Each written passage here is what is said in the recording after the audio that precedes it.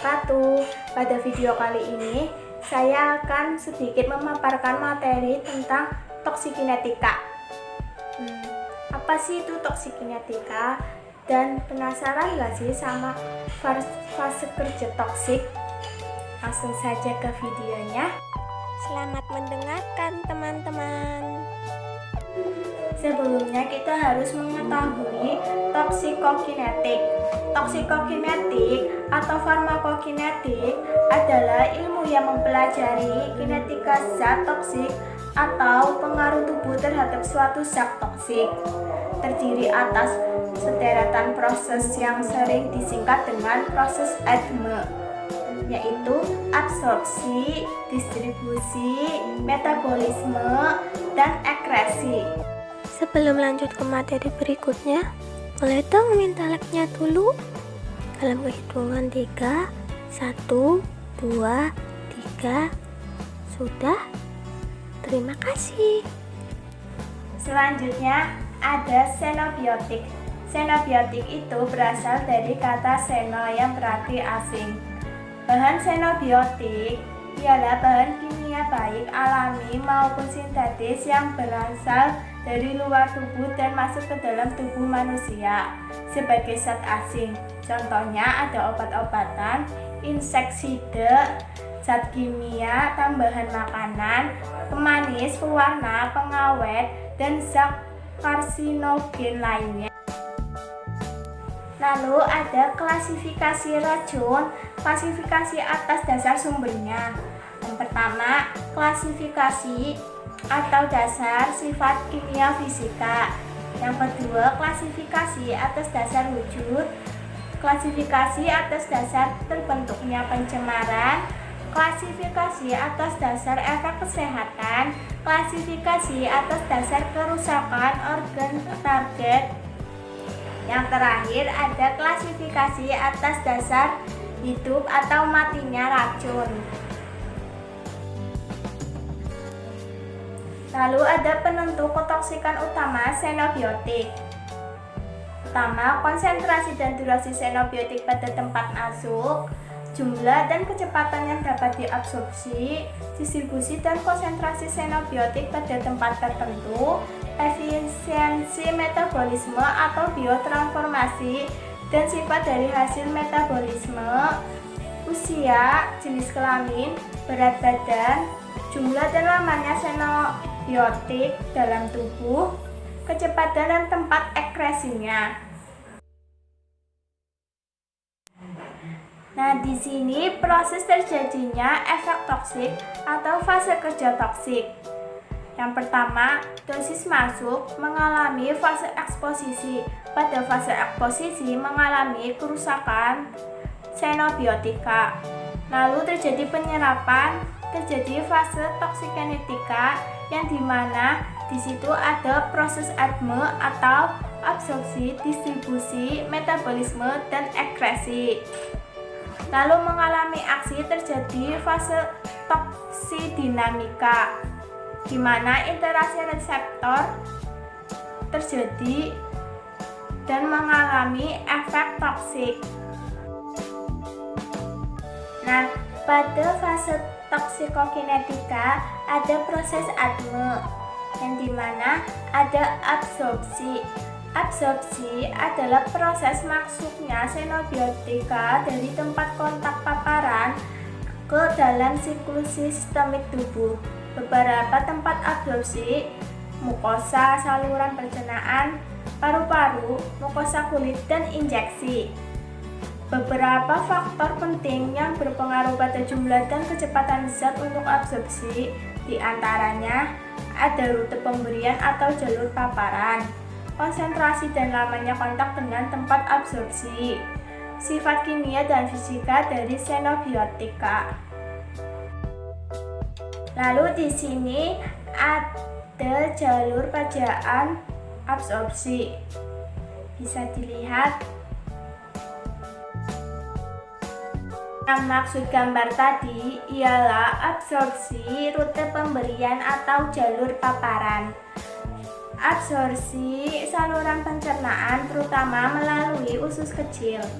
Absorpsi paru biasanya berupa gas, CO, NO2, SO2, uap, bensin, dan aerosol. Pada absorpsi kulit, relatif kurang baik dan merupakan perlindungan yang baik untuk memperlihatkan fungsi kulit manusia dari pengaruh lingkungan. Lalu, ada konsentrasi dan lamanya kontak dengan tempat absorpsi. Kecepatan absorpsi sangat dipengaruhi oleh perbedaan konsentrasi, luas permukaan, tempat absorpsi, dan lamanya kontak dengan tempat absorpsi. Selanjutnya, ada sifat kimia dan fisika xenobiotik. Timbulnya efek toksik karena suatu xenobiotik diawali dengan masuknya zat tersebut ke dalam tubuh, dan untuk masuk tersebut, xenobiotik harus menembus membran. Transport xenobiotika lewat membran sel. Penetrasi xenobiotika melewati membran sel dapat berlangsung melalui difusi pasif, filtrasi lewat pori-pori membran atau poren, transfusi dengan perantaran molekul pengembangan atau carrier, dan pencaplokan oleh sel pinositosis.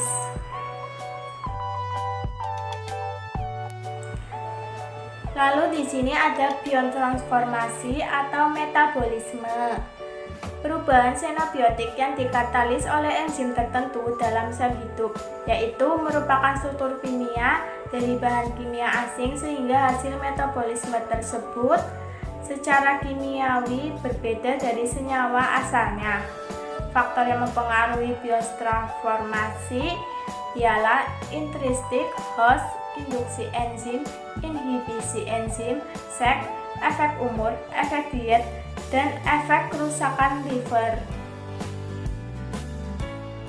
Nah, selanjutnya ada proses ADME yang terakhir, yaitu proses eliminasi atau ekskresi.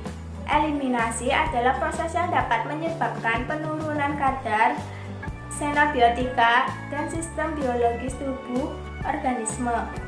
Proses tersebut reaksi biotransformasi dan ekskresi. Ekskresi zat merupakan faktor penentu dari toksisitas zat tersebut.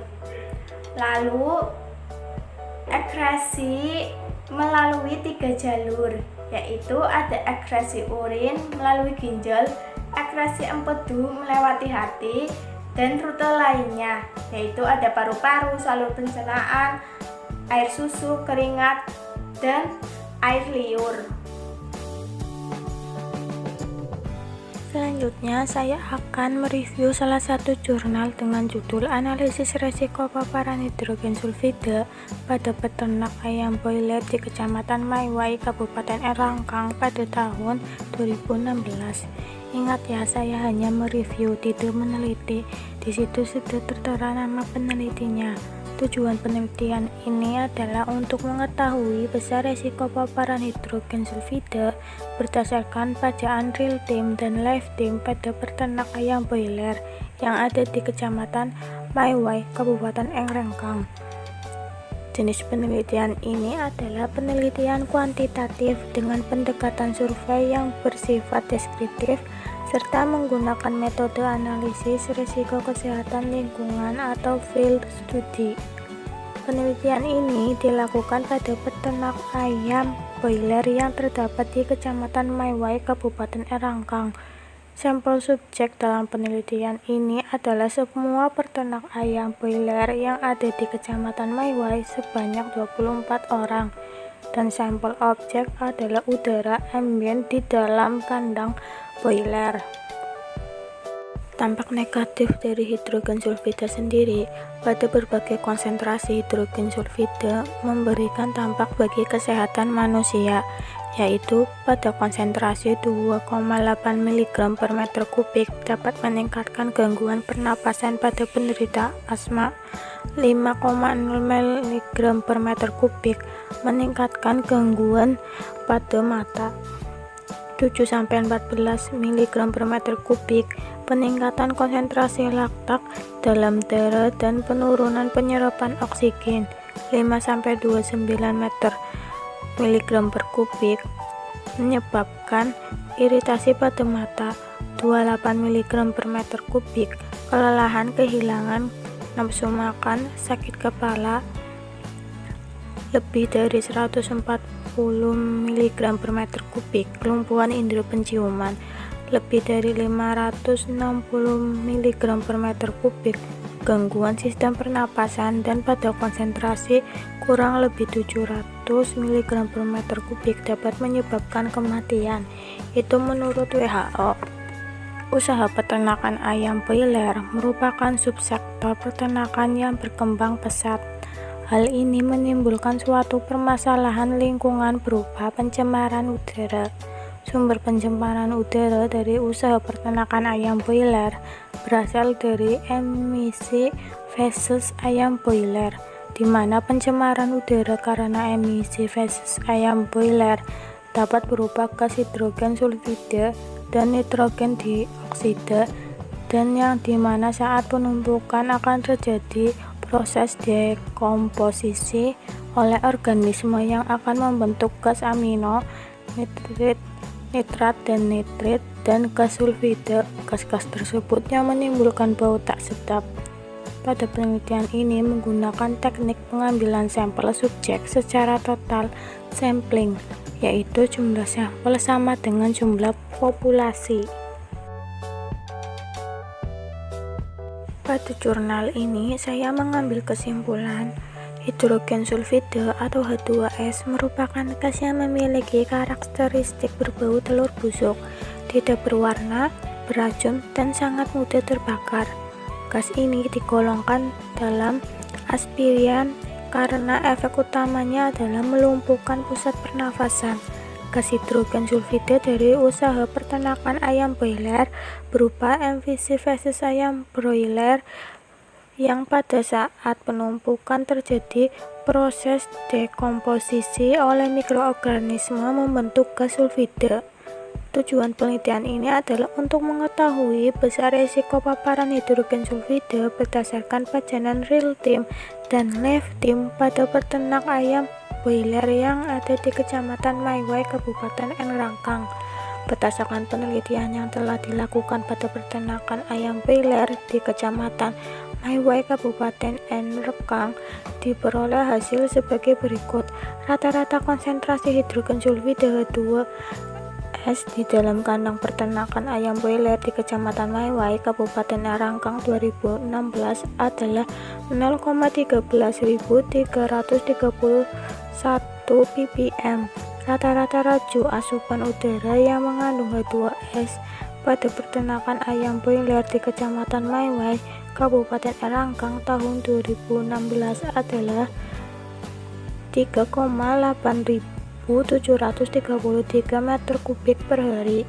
Rata-rata durasi paparan terhadap udara yang mengandung H2S pada peternak ayam broiler di Kecamatan Maiwai, Kabupaten Rangkang di tahun 2016 adalah 2,29 tahun. Rata-rata berat badan peternak ayam broiler yang terpapar H2S di dalam kandang saat bekerja adalah 53,13 kg. Rata-rata besar risiko paparan H2S pada peternakan ayam broiler di Kecamatan Maiwai, Kabupaten Rangkang tahun 2016 yaitu untuk RG pajanan real time 0,60813 dan RG pajangan live time 9,1641. Sekian paparan materi dari saya. Bila ada kesalahan atau penyebutan kata-kata, mohon dimaafkan. Wabillahi taufiq wal hidayah. Wassalamualaikum warahmatullahi wabarakatuh. Terima kasih.